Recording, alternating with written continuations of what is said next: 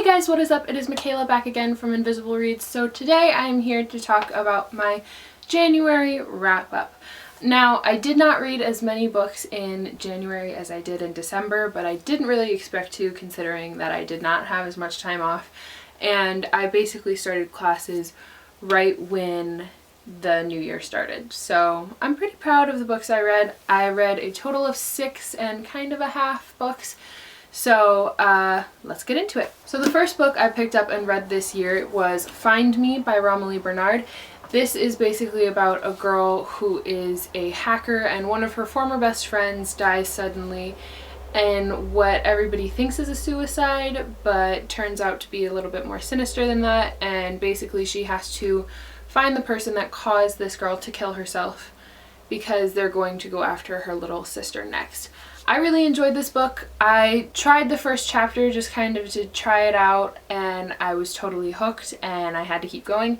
I really enjoyed it. I didn't see the twists coming, and I actually picked this up on the 1st of January and managed to read it all in one day because I was that intrigued. And I gave this book 4 out of 5 stars. This is the first book in a series, but I don't know if I'm going to be continuing on with the series just because I felt like this book had a satisfying enough ending, and I don't think that I need the rest of the series, but if I ever am interested, I wouldn't be opposed to picking it up. The next book I read is also kind of like a mystery thriller type book, and that is Gone Girl by Gillian Flynn. These next few books are actually part of my A Year-a-thon readathon for the month of January. The challenge was to do a TBR catch-up kind of, so the books that have been on your shelf for a long time that you have been really wanting to get to, and then like their added extra like bonus challenge was to read books that were all the same color, so I kind of went with that. So basically this book is about this guy whose wife goes missing on their 5th wedding anniversary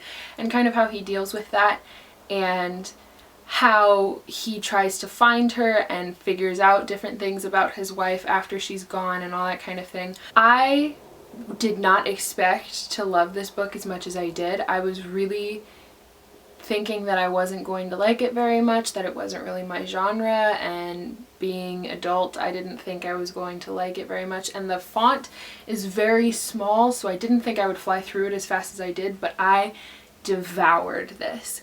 I had no idea what was happening any of the time. For those of you who have read this, you'll know what I'm talking about, but when the perspectives switch, I was shook. Like, I was so taken by surprise. And I had heard that Amy was kind of crazy in this book, but I had no idea to the extent that she's crazy, and I loved every second of it. It was so good. I did give this book a 4.5 out of 5 stars just because I was a little disappointed with the ending. Not that it didn't end well, but the characters were being stupid in the end and I didn't like it. So 4.5 out of 5 stars. Still really enjoy it, still highly recommend, and I'm probably going to see the movie very soon because now I know what all the hype is about. The next book I read during a year-a-thon was The Memory of Light by Francisco X. Stork. I again picked this one up and tried the first chapter and got hooked and needed to continue on. This is basically about a girl who tries to kill herself in the beginning of the novel and then goes to a psychiatric ward, and how she kind of recovers from that. I really enjoyed this book. I really enjoyed the discussion of depression and suicidal thoughts and just a bunch of different mental health issues. I really enjoyed the discussion that it brought up, but I don't know if it was done the best way because every time they would describe their illnesses, they would kind of do it using metaphors, which I understand is a very good way to explain these types of feelings to people who have never felt them before. But as someone who really understands what that's like and really understands like a teenager's mindset, especially a teenager going through this kind of thing, I didn't really need all the metaphors, and they were happening quite frequently and I wasn't a huge fan of that. But other than that, I really enjoyed this book. I really enjoyed the discussion it brought up, not only about mental illness and depression and all that, but also about class and race and what it means to be a teenager in a changing world, and what it means to be someone that has more money and more influence but isn't necessarily happy with their life even though they do have more, and how people can kind of forget where they come from and take for granted what they have. And I really enjoyed the discussion, like I said, of race that happens in this book, because I believe most, if not all, of the cast are people of color, and I thought that was a really good addition. And very realistic, because this does take place in Texas and there are a lot of Mexican immigrants in here, and I just thought that it was very much a realistic book coming from someone that understands what it's like to live in a place where immigrants are a huge part of the population and deal with that very respectfully. So I really enjoyed this book. I gave it a 3.5 out of 5 stars, and I highly recommend if you are looking for something that will explain depression and mental illness in a very easy to understand way, and also something that discusses race and class in a very respectful way. That was all I read for a year-a-thon. 2 books, but I was also in the middle of class when a year-a-thon was going on, so I was pretty proud of that. The next book I read was Harry Potter and the Sorcerer's Stone by J.K. Rowling. Obviously loved it. 10 out of 10 would recommend. This is like my 50th time rereading it. I decided I wanted to go through and kind of like posted it, but then I got bored halfway through and I just wanted to like read the story and enjoy the story, so that's what I did. But obviously 5 out of 5, most beautiful thing ever. Please read it. So the next thing I read was Beastkeeper by Kat Hellison.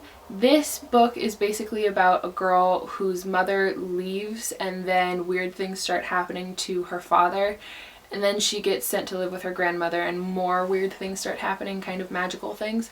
It is very short, and if you saw my January book haul, you would see that I thought I could read this in one day. No. This took me forever to get through for the length that it is, mostly because getting into the story was a little hard, and understanding the character's mindset was a little hard, and just kind of relating to her was difficult, and understanding what was going on was difficult because nothing was really explained.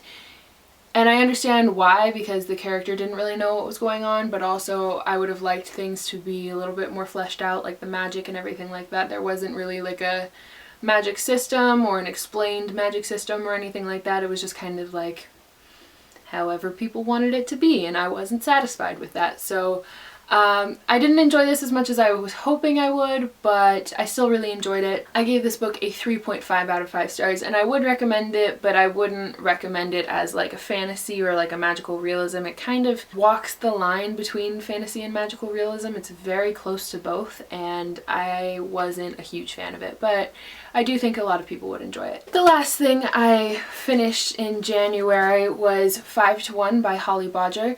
This is about a society in which there was a one-child limit in the past, and because of that there is a ratio of 5 to 1 boys to girls. And there is basically a new country that is formed where the boys have to compete to win a wife. I didn't enjoy this as much as I hoped I would. My problem with this was basically that I wanted the world to be more fleshed out. It kind of sounds like a dystopian, and I was kind of hoping it would be a sort of dystopian, not so much a dystopian vibe as kind of just an exploration of what could happen in this type of situation, and I don't think that's what it was. I think that this book was very much a book about one girl and one boy and their interactions, but I don't think it was about all of their culture and everything that was happening within their country, and that's kind of what I wanted more so than a study on their relationship. I did enjoy it. I did think it was interesting, and I flew through it because this book is like half written in verse. So some of it's written in verse, and then some of it is written in just plain text. I did not know that going in, so I was kind of surprised by that, but it did make me devour this book a lot faster than I thought I was going to. I gave this book 3 out of 5 stars. I did enjoy it. I didn't love it, but I do think it is a good book to read. And this book I actually picked up for Diversathon, and it was the only book that I was able to get to in Diversathon because of how busy my school schedule was. But I think it was important that it was about a culture that's not usually explored, but I don't necessarily think it was done the best way. This author is a white woman, and I think that it didn't necessarily show in her knowledge of Indian culture, because that's the culture that this is based off of, but I don't think it was done very well. I think a lot of times it was kind of trying to be deep when it really couldn't be, or like it just didn't feel like it was, and I wasn't a huge fan of that. So 3 out of 5, enjoyed it, but didn't love it. So the half a book that I read during January was Spiritbound by Richelle Mead. As you can see, I am about halfway through this book and I'm really enjoying it. This is the 5th book in the Vampire Academy series, so I can't really tell you too much about the plot because spoilers, but I've been really enjoying it. I've kind of been slugging through it. I've been going really slow through it, and I'm not sure if it's just because I can't like listen to the audiobook version of this month, or because I just don't want it to end, and like I want all my babies to be okay and I'm afraid they're not going to be, so I just like keep pushing it off. But I really need to finish this and finish this series because I've wanted to read it for years. So I'm going to try to finish this book and the last book in February. We'll see how that goes. But yeah, I've been really enjoying this series. I think it's a lot of fun, and I think a lot more people should read it, and it should be a lot more popular than it seems to be. And I don't know, I think it's a lot of fun. I think a lot of people would really enjoy it, and I think that it's an important read because the main character is a kick-butt female, and her best friend is a huge part of her life and very important to her, and I think it should be a more popular vampire book than the Twilight series, because come on.